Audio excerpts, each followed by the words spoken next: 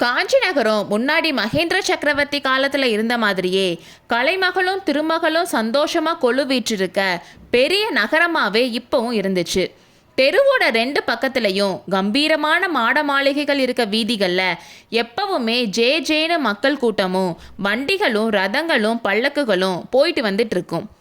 ஆண்களும் பெண்களும் புது ட்ரெஸ்லாம் போட்டுட்டு அங்கே இங்கேயும் போயிட்டு வந்துட்டு இருந்தாங்க. கோவில்களில் பூஜை மணியும் சமஸ்கிருத பள்ளிகள்லையும் தமிழ் மடங்கள்லையும் பாடல்கள் கேட்டுட்டு இருந்துச்சு.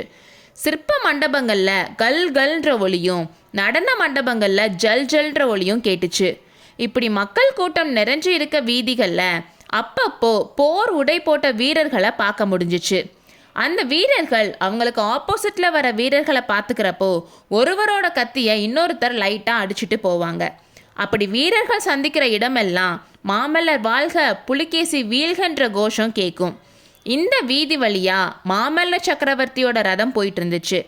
பிரபலமான ருத்ராச்சாரியாரோட சமஸ்கிருத பள்ளி வாசல் முன்னாடி ரதம் நின்றுச்சு. உள்ளே இருந்த ஆசிரியர்களும் மாணவர்களும் ஜெய விஜயி பவன்னு சொல்லி மாமல்லரையும் மாணவன்மனையும் வரவேற்றாங்க. அந்த காலத்தில் பரதகண்டத்திலேயே மிக பிரபலமாக இருந்த அந்த பள்ளி ரொம்ப பெருசாக இருந்துச்சு. ரிக் யஜூர் சாம வேதங்களுக்கு தனித்தனியாக வகுப்புகள் நடந்துட்டு இருந்துச்சு. வேதங்களில் புலமை வாய்ந்த ஆசிரியர்கள் அந்த காலத்தில் காஞ்சியில் தான் இருக்காங்கன்னு நாடு முழுக்க தெரிஞ்சிருந்துச்சு. அதனால் சாஸ்திர ஆராய்ச்சி கூட ஒரு பக்கம் நடந்துட்டு இருந்துச்சு. ஒரு பக்கம் வியாகரண சாஸ்திரம், இன்னொரு பக்கம் வால்மீகி ராமாயணம், இன்னொரு பக்கம் பகவத்கீதையும் படிச்சுட்டு இருந்தாங்க. இன்னொரு பக்கம் காளிதாசனோட சாகுந்தல நாடகத்தை மாணவர்கள் நடிச்சிட்டு இருந்தாங்க. இதெல்லாம் பார்த்துட்டே மாமல்லரும் மாணவன்மனும் போனாங்க. கடைசியாக அவங்க சத்தமே இல்லாமல் ஒரு மூலையில் இருந்த மண்டபத்துக்கு வந்தாங்க. அந்த மண்டபத்துக்கு நடுவில் ஒரு கட்டிலில் ஒரு கிழவர் சாஞ்சு படுத்திருந்தார். இவர் தான் அந்த காலத்தில் புகழ்பெற்ற சமஸ்கிருத பள்ளியோட தலைவர் ருத்ராச்சாரியார். அவர் படுத்திருந்த கட்டிலுக்கு கீழே மாணவர்கள் உட்கார்ந்து தைத்திரிய உபநிஷதம் கேட்டுட்டு இருந்தாங்க. மாமல்லர் வரதை பார்த்ததும் அவங்க பாடத்தை நிப்பாட்டிட்டு மாமல்லருக்கு வணக்கம் சொல்லிட்டு தள்ளி போய் நின்றுட்டாங்க. பல்லவேந்திரா, உங்களை எந்திரிச்சு வரவேற்க முடியாத சக்தி இல்லாதவன் ஆயிட்டேன், மன்னிச்சிருங்க. விஜயதசமி அன்னைக்கு கிளம்புறீங்க தானுன்னு ருத்ராச்சாரியார் கேட்டாரு. கிளம்புறதுக்கு எல்லாம் ரெடி ஆயிடுச்சு. ஆனால் பாண்டியன் இன்னும் வந்து சேரலை. ஏதோ உடம்புக்கு முடியலையாம். வராக நதிக்கரையில் தங்கி இருக்காருன்னு சக்கரவர்த்தி சொன்னார். பிரபு, பாண்டியன் வந்தாலும் வரலனாலும் நீங்கள் விஜயதசமி அன்னைக்கு கிளம்பிடுங்க.